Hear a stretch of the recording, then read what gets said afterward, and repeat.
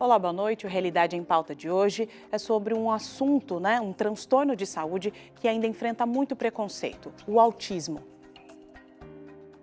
O grau de comprometimento é de intensidade variável. Vai desde quadros mais leves, como a síndrome de Asperger, que não há comprometimento da fala e da inteligência, até as formas mais graves, em que o paciente se mostra incapaz de manter qualquer tipo de contato interpessoal e é portador de comportamento agressivo e retardo mental.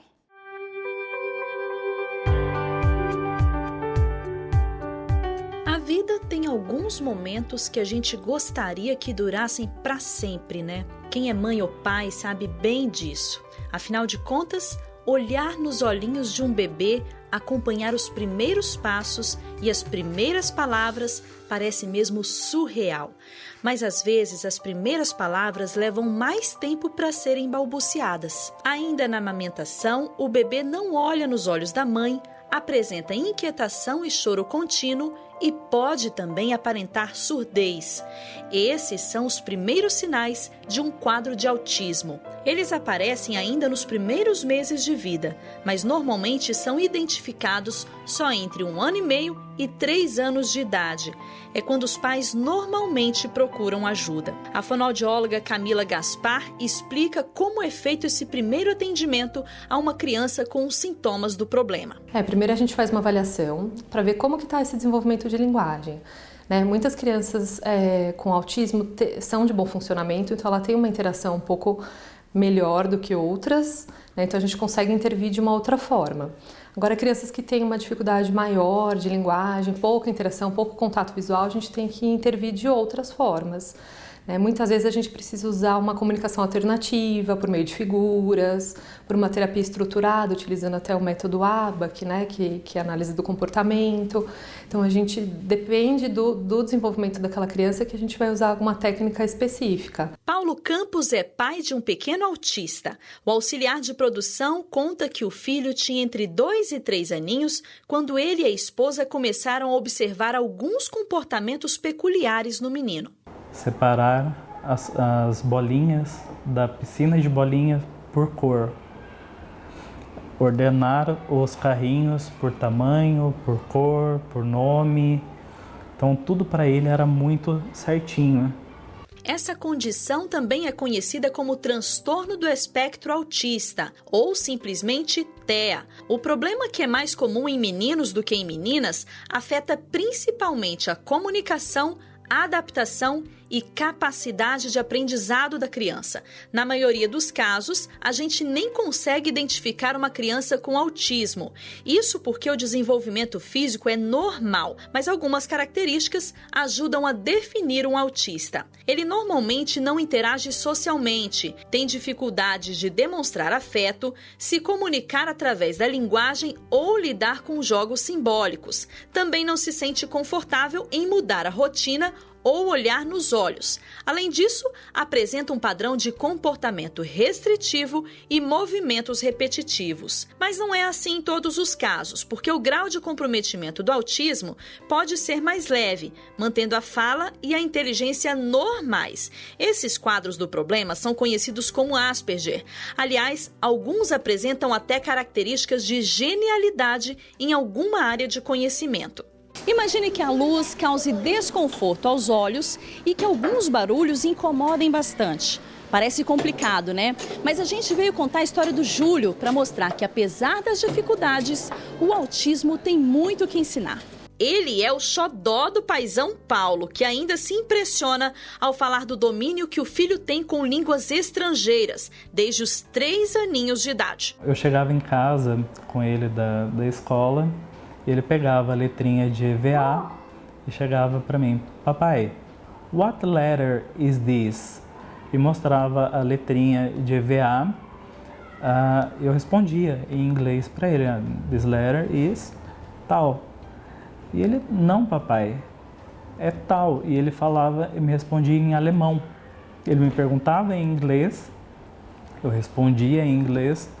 Ele falava: não, pai, é tal. E ele me respondia em alemão. Impressionante, né? Mas o Paulo conta que o Júlio aprendeu sozinho inglês, espanhol e alemão assistindo vídeos no YouTube. What color is this? Dark Dark? gray. Dark gray? And what color is this? White?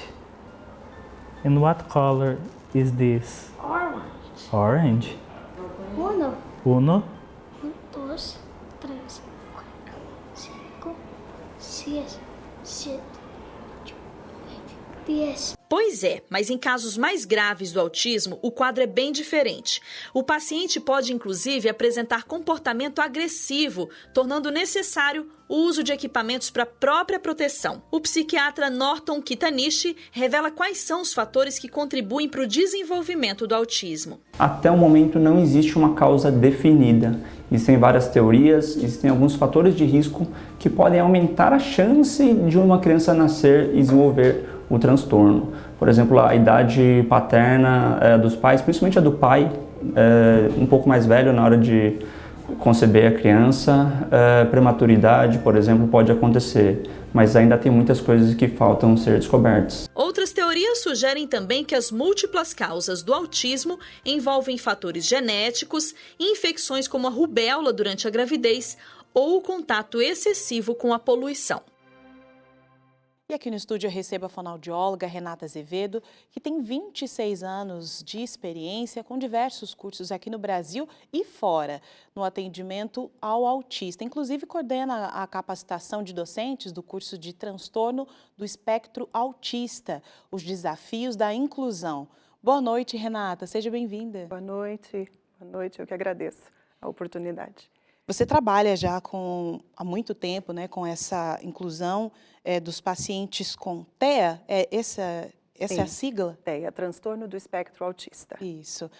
E quais são os princípios da inclusão? Eu acredito assim que o principal é olhar além do diagnóstico, né, poder trabalhar com as diversidades. E o professor que recebe esse aluno, ele tem a crença de que ele pode ensinar esse aluno e que esse aluno ele é capaz de aprender, independente do grau de alteração que o autismo apresenta.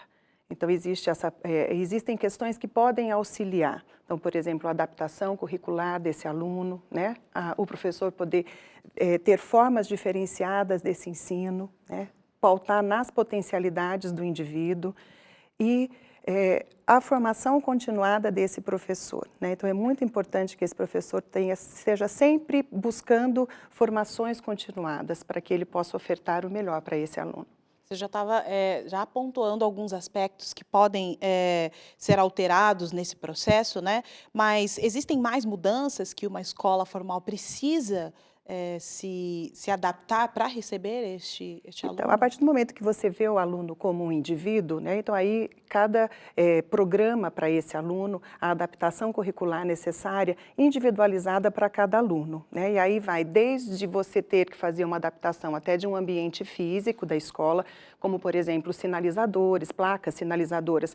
Para as pessoas que têm muita dificuldade de comunicação, essa seria uma alternativa, porque ela pode andar dentro da escola, né? Se localizar com um pouco mais de facilidade, tendo sinalizadores, até adaptações para como esse aluno permanecer melhor dentro da sala. Então, adaptações sensoriais que possam ajudá-lo a manter o ambiente da sala de aula ser extremamente atrativo, para que esse aluno queira estar dentro da sala de aula, né? E o professor ser um professor extremamente atrativo para que esse aluno queira estar na sala de aula e queira prestar atenção nesse professor, né, que o está ensinando alguma atividade. Cada criança com esse transtorno tem uma característica específica, né? Tem crianças que são sensíveis ao som, né? Sim. Independente seja muito alto, parece que para nós não está muito alto, mas para ele está mais alto. Outros que precisam ter um espaço delimitado, né? Ou seja, está fechado em paredes e tal, mesmo no intervalo é mais difícil para ele permanecer, né, nesse ambiente. Como essa escola vai percebendo as necessidades desse aluno para ir se adequando a esse formato? Acho que assim, é muita observação nesse aluno, né? Trazer a família como uma participante efetiva desse trabalho. Porque quando esse aluno chega num colégio, ele já tem uma história, né? Ele já vem com uma carga de comunicação, ele já vem com ajustes feitos dentro de casa e que a família pode ajudar muito a escola de como acolhê-lo, principalmente na parte de comunicação. Porque se eu recebo um aluno e eu quero implementar uma comunicação que eu acho que é importante e não levo em consideração o que ele já traz, eu posso ter problema aí. Então, primeiro a gente leva em consideração tudo que o aluno já tem, para daí construir junto com ele, trazer coisas novas. Então, a observação, a participação da família, a parceria com os profissionais que acompanham esse aluno, que assim, a maioria consegue ter um acompanhamento de fisioterapia, fonoaudiologia, terapia ocupacional, psicopedagogo, então poder trazer esses profissionais para auxiliar dentro da sala de aula. Então essas adaptações são muito necessárias para conseguir manter esse aluno cada vez mais dentro da sala, que eu acho que esse é o grande objetivo da inclusão, que esse aluno consiga ficar dentro da sala de aula. E aí tem que pensar individualizado em cada um. O cenário ideal é esse apoio multidisciplinar, Mas na prática isso talvez não aconteça. Como driblar essa defasagem? Então, aí assim, é o que a gente acompanha muito, Então assim, eu vejo que as escolas têm se esforçado para receber esse aluno. Como é uma lei, precisa receber esse aluno. Então, as escolas têm se esforçado, têm disponibilizado equipes para acompanhar, têm solicitado a presença dos profissionais, têm feito cursos de capacitação, ofertado cursos, Então, acho que assim, tem que ir atrás do conhecimento, Se o professor for atrás, hoje em dia, assim, com o advento da internet, a gente tem cursos ofertados online, até gratuitos, que dá para você ir se formando e procurando temas importantes dentro do autismo que possa te auxiliar na sala de aula, Porque se a gente começa a enxergar que tudo é um problema, eu nunca vou conseguir achar um caminho de solução, Então esse aluno vai sempre ser um problema na sala de aula. Então o importante é ter caminhos, Ter a formação continuada do professor para que ele possa ter recursos para ofertar para esse aluno. Exatamente, o professor se sente seguro quando ele tem esse suporte também da escola, Sim, tem que ter, da coordenação, da direção, falando em rede pública, por exemplo, da rede municipal, os professores da sala de recurso, trabalharem em parceria com os professores, nós profissionais da área de saúde, também conseguir ajudar esses professores no que eles necessitam, para que esse aluno possa ter o melhor desempenho, porque são capazes de aprender, é o que a gente tem observado. Você estava falando bem desse esforço, porque também é proibido, que o aluno não seja recebido, Sim. E é por isso também que você tem esse papel de capacitar esses professores da rede pública aqui da nossa região, Sim. Qual é o princípio? Por onde que se inicia, É conhecendo as necessidades do autista, conhecendo, quem sabe, os aspectos que podem permear a adaptação dele na escola? Então, a ideia desse curso veio assim, de muitos anos de trabalho, a gente vai vendo as necessidades do que esses alunos precisam e o que a escola nos pede. Aí montamos essa capacitação e o que a gente quer com esse é um olhar diferenciado para as potencialidades do aluno. Porque muitas vezes, quando é montado um programa curricular, procura-se só o que é ruim, o que esse aluno não consegue fazer. A gente vem com uma outra proposta, uma proposta da capacidade. O que esse aluno já sabe? Uma parceria com família, uma parceria com os profissionais. Então, mostrar para o professor que assim, ele é possível dele ensinar, o aluno é possível de aprender. E esse curso vem como um a mais, Porque eu acho que quanto mais conhecimento esse professor tiver, melhor ele vai ter condição de lidar com esse aluno. Então, o curso foi montado com essa base, esse objetivo principal. Um novo relatório do Centro de Controle e de Prevenção de Doenças nos Estados Unidos mostrou um aumento de 15% no número de crianças que têm transtorno do espectro autista em relação a 2 anos anteriores. Isso significa um caso para cada 59 crianças. Estas são estimativas de 2014, divulgadas agora. Segundo dados da Organização Mundial da Saúde, o número de pessoas com autismo no mundo chega a 70 milhões. No Brasil, o total é de 2 milhões de autistas. O problema é que muita gente ainda sabe pouca coisa sobre o transtorno. Por isso, a dificuldade, muitas vezes, de reconhecer os primeiros sinais, desde os mais simples até os que mais chamam a atenção. A fonoaudióloga Camila Gaspar alerta para outros comportamentos mais peculiares do autismo. Às vezes apresenta muita ecolalia, que é quando a criança repete muitas vezes a fala do outro, ou no mesmo momento, ou traz falas que ela já escutou, por exemplo, falas de desenhos, que não tem a ver com o contexto que está acontecendo ali. Então a criança produz fala, mas não é uma fala própria dela. Ou a criança não produz essa fala, né? Só faz gestos ou muitas vezes só sons fora de contexto também. Ela revela também qual a importância dos pais ou responsáveis procurarem ajuda profissional o quanto antes. Quanto antes a família perceber alguma dificuldade de fala, melhor é para o desenvolvimento da criança. Então, muitas vezes as pessoas esperam, vou esperar fazer 4 anos, vou esperar acontecer alguma coisa para começar a procurar um fonoaudiólogo. Bom, a gente falou sobre reconhecer alguns sinais, mas perguntamos ao psiquiatra Norton Kitanishi se existe também outros meios de identificar o autismo. Até o momento, não existe um exame específico para detectar o autismo.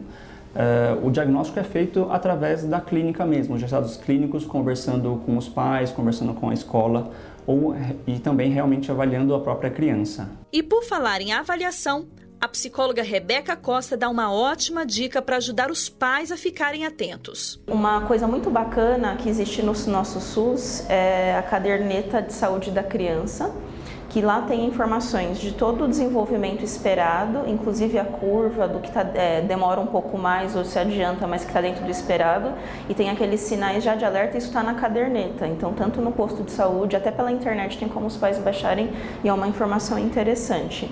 E lá também, hoje, tem sinais do autismo de alerta, que é uma coisa muito bacana, que antigamente não se falava, então hoje está mais acessível sim, até por ser um instrumento público de saúde pública. Quando esse desenvolvimento esperado não acontece no tempo certo, é importante fazer um acompanhamento multidisciplinar. E o papel do fisioterapeuta é fundamental nessa missão. No caso da fisioterapia para criança com transtorno do espectro autista, ou quando começam a aparecer os primeiros sinais, se preocupa muito com a aquisição dos primeiros marcos do desenvolvimento, como sentar, rolar, engatinhar, porque a partir dessas aquisições a criança vai explorar o meio que ela vive. E essa exploração do meio que o autista vive vai desde as atividades mais simples do dia a dia até a participação em festividades ou eventos. A terapeuta ocupacional Karine Assis explica quais são os ganhos quando o autista aprende regras sociais que facilitam a adaptação e autossuficiência. A gente trabalha com a integração sensorial. E ela vem sendo apontada como a terapia mais efetiva no atendimento às crianças com autismo, por conta delas terem algumas dificuldades de alimentação, de conviver em ambientes que tenham muito barulho, elas têm uma sensibilidade maior aos ambientes. Então, quando elas vêm para cá, elas têm a oportunidade de melhorar nesses aspectos e a participação delas na vida social, na escola, melhora, porque elas podem ir a um aniversário sem se incomodar tanto, elas podem passar a tomar banho, escovar o dente, ter as atividades de vida diária delas com mais autonomia. Os autistas podem mesmo conquistar tudo isso e alcançar a superação. Aliás, já passou da hora da gente olhar para o mundo com outros olhos, os olhos da inclusão. Então, eu acho que essa é a parte mais importante, que a partir disso, enxergando que todo mundo tem o direito básico, humano, de conviver em sociedade, de ser incluído, eu acho que aí já começa a se abrirem as portas para algumas mudanças. A gente pode aprender com eles de que existem muitas formas de comunicação, existem muitas formas de interação e basta a gente respeitar o tempo, a forma, o contato que cada um vai ter, que a gente encontra caminhos para se comunicar. E no que depender do Júlio, a sociedade ainda vai ter muito o que aprender. Acho que o principal ensinamento que o Júlio veio trazer para minha família, sem dúvida, é o amor. É uma criança extremamente carinhosa, extremamente dócil. E assim, ele fez com que a minha família enxergasse o mundo de uma forma diferente. Hoje, eu sou autista? Você é, e hoje você é 10. Sou 10? Aham. E a gente volta aqui para a conversa com a fonoaudióloga Renata Azevedo, que é especialista no atendimento a autistas. Renata, nós falamos muito sobre, no primeiro bloco, falamos muito sobre os desafios dos professores, da escola, da rede educacional em receber este aluno, De que forma as crianças, os colegas de sala, eles precisam estar preparados para receber essa criança ou isso acontece de forma natural? Eu acho que as duas coisas são muito importantes, né? O que a gente tem orientado bastante as famílias e tem dado resultado é que eles possam passar todas as informações necessárias para a escola e quando o professor conversa com a sala sobre o que aquele aluno específico tem, mas não pautando só nas dificuldades, eu vou insistir nisso, né? Porque é o que nós acreditamos no trabalho, mas pautando nas possibilidades que esse aluno tem, a forma com que ele se comunica, quando ele gosta de alguma coisa, como ele faz, né? Os interesses desse aluno, quando ele não gosta, como é que ele se comunica, porque vai facilitar muito para que a turma o acolha. Não fica sendo um caso assim, nossa, ele gritou, né, por algum problema, por alguma situação, nossa, e agora, né? Então, as crianças já sabendo, e criança é um ser maravilhoso, né? O que a gente tem sentido é assim, as crianças acolhem as crianças com dificuldade com muita facilidade. Mais até do que nós adultos, né? Mais. Então, assim, eles ajudam, sempre tem aquele que tem uma afinidade maior com aquele aluno,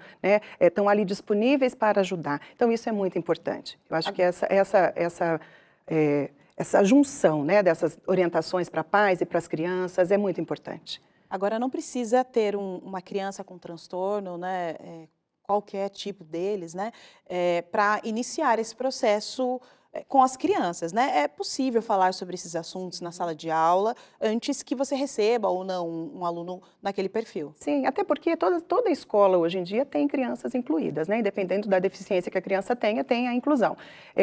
Pode ser que na sua sala não tenha, mas na sala do lado deve ter alguém. Então é importante poder tratar desse assunto, né? Eu acho que a comunidade inteira ganha quando a gente conversa sobre isso, né? Ganham as crianças da sala, ganham os pais das crianças, porque isso é replicado para as famílias em casa, né? Inclusive, a gente orienta os pais a fazerem uma cartinha de apresentação do seu filho, entregar para as crianças. Às vezes, a família se interessa, a escola permite, isso vai até os pais dessas crianças, né, de como é esse aluno, né, como é que esse aluno procede. Então, isso ajuda a explicar para a sociedade. Eu acho que é uma forma de instruir, né, de saber que tem alguém frequentando essa sala de aula e que é possível conviver junto e que é possível o professor se desdobrar para atender tanto a turma quanto essa criança especificamente. E o interessante de incluir a família, né, do autista nesse processo é que muitas vezes a família também está repleta de preconceito, né, do medo dessa recepção, de como meu filho vai ser recebido na escola, como os amigos vão ver, vão enxergar ele. Então, esse apoio também é interessante, né? Importantíssimo. Agora, eu, por exemplo, que sou mãe e que não tenho nenhum filho em condições especiais, né? De que forma eu posso passar isso para as minhas filhas para que,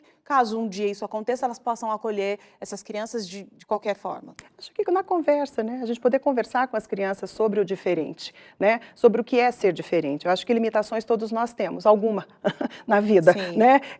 Mas como acolher, né? Que é uma criança como outra qualquer, que gosta de brincar, que tem os seus interesses, né? Que tem as suas vontades. Como que eu faço para acolher essa criança? Né? Então, assim, ser criança com criança. Eu acho que essa é a grande papel. Eu, como mãe, já tive os meus 2 filhos, tiveram crianças de inclusão em sala de aula. Foi espetacular para o crescimento das minhas crianças. Então, excelente. Muito bom. É muito importante, né? Essa troca, né? Sim. Agora, o que a gente percebe é que todo esse cenário, ele pode acontecer com boa vontade, enfim, com essa motivação, né, com informação, mas é preciso mais do que isso, né? É necessário políticas públicas que amparem esse processo para que ele ocorra de maneira natural, né? Sim, com certeza. Quais são essas políticas? O que precisa ainda acontecer no Brasil para que essas famílias sejam acolhidas? Então, assim, olha, em 2014, né, a lei de proteção, né, de política pública, né, de proteção às pessoas com transtorno do espectro autista foi